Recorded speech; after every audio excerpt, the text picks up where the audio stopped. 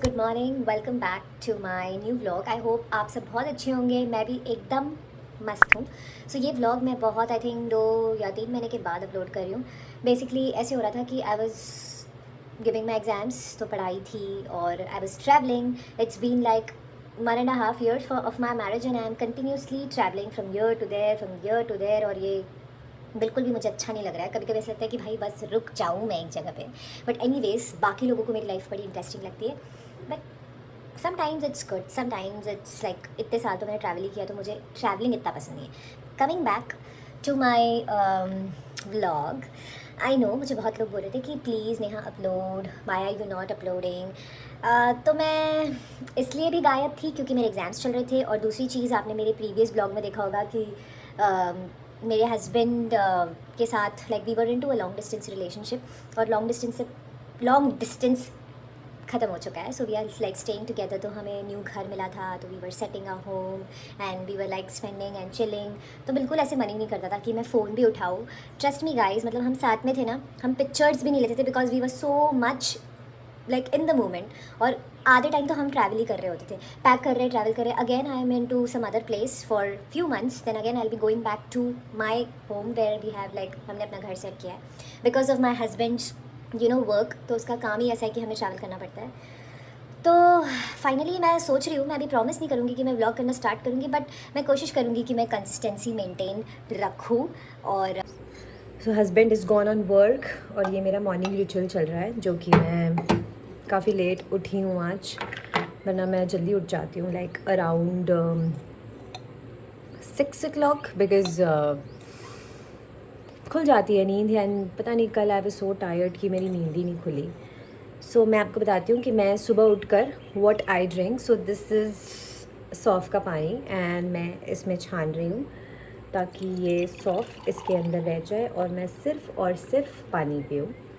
ये हमेशा मैं सुबह उठती हूँ तो मेरे को सबसे पहले यही चाहिए होता है। रीज़न, आपकी बॉडी में अगर इन्फ्लेमेशन है या आपकी बॉडी में बहुत ज़्यादा गर्मी है, जैसे थोड़ी सी लाइट कम आ रही है, बिकॉज़ ये लाइट है और मैं ऐसे ले रही हूँ तो मैं ऐसे हो जाती हूँ। बेसिकली मैं उत्तपा खा रही हूँ। नॉर्मली प्रोटीन लेना चाहिए आपको सुबह सुबह, और हमारी इंडिया में ज़्यादातर मैंने देखा है कि लोग कार्ब्स ज़्यादा लेते हैं, सुबह उठ के कार्ब्स लेते हैं। मैं नॉर्मली अगर मैं ब्रेकफास्ट करती हूँ तो आई स्टार्ट कि कभी पीनट बटर ले लिया या फिर बॉइल्ड एग ले लिया। और प्रोटीन लेने प्रोटीन तो आप बहुत सारा ले सकते हो।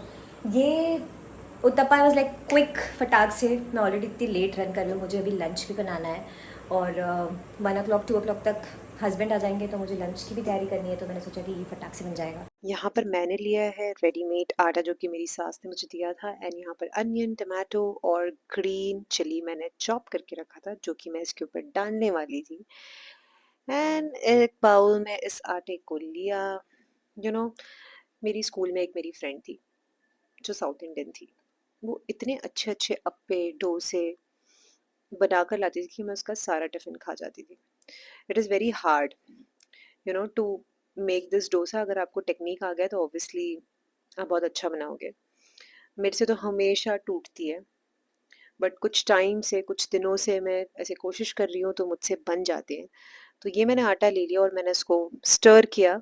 एक्चुअली इसका जो थिकनेस होता है, मतलब अगर बहुत ही ज़्यादा पतला हो गया तब भी नहीं बनेगा आई गेस। और पैन के ऊपर भी डिपेंड करता है, अगर नॉन स्टिक पैन है, बहुत सारी चीज़ें मैटर करती है। फाइनली ये बन चुका है, बिल्कुल भी टूटा नहीं। तो I am having it this with sauce, और देखते हैं कैसा टेस्ट करता है। शाम के बज रहे थे 5:30 और हम जा रहे थे जिम। बट हमारा प्लान चेंज होकर हमने सोचा कि हम वॉक ही कर लेते, बिकॉज़ यहाँ पर बहुत ज़्यादा गर्मी थी और हमें बहुत ज़्यादा फटीग फ़ील हो रहा था। सो मीट माय फ्रेंड खुशी, जो यहाँ पर मेरी नई-नई फ्रेंड बनी है, और हमें चलते-चलते हमें यहाँ पर एक सैलॉन दिख गया, हम उस सैलॉन के अंदर घुस गए। हमने सोचा था कि थोड़ा-सा खुद को पैम्पर कर लेते हैं। मैं आई तो थी यहाँ पर हेड मसाज कराने, बट मैं बैठ गई यहाँ पर स्पा कराने। नेक्स्ट रूम में खुशी अपने फुट मसाज ले रही थी और मैंने अपना स्पा करवाया, बिकॉज़ भैया ने कहा कि आपकी हेयर्स काफ़ी ड्राई हो गए हैं। बिकॉज़ मैंने अपने बालों की तो लेनी-देनी कर ही रखी थी बिकॉज़ ऑफ द ट्रैवलिंग, यहाँ से वहाँ, पानी चेंज, क्लाइमेट चेंज। तो उन्होंने मुझे कहा कि हर 15 टू 20 डेज़ में आपको एक बार तो स्पा करना ही चाहिए। और लॉन्ग हेयर्स मेंटेन करना guys seriously it is a task. आप जब भी हेयर वॉश करते हो, बाल सूखते नहीं हैं। गर्मी में गर्मी होती है, ठंड में बाल नहीं सूखते हैं। तो यही मुझे कह रहे थे कि अगर आपको छोटे करने हैं तो आप छोटे भी कर सकते हो, बाल आपके फेस कट पे सूट होगा। तो what do you think guys, मुझे अपना हेयर कट लेना चाहिए? यहाँ पर उन्होंने इतनी बढ़िया मसाज दी थी कि मेरा स्कैल्प और मेरा सर और मेरी पूरी बॉडी इतनी अच्छी रिलैक्स फ़ील हो रही थी। And guys here is my final look. उन्होंने मुझे बहुत अच्छे से बाल सेट करके दिया, ब्लो ड्राई करके। वैसे I am thinking of chopping my hair, but then मुझे कभी-कभी ऐसे लगता है oh no I can not chop my hair. What do you think guys? See you bye.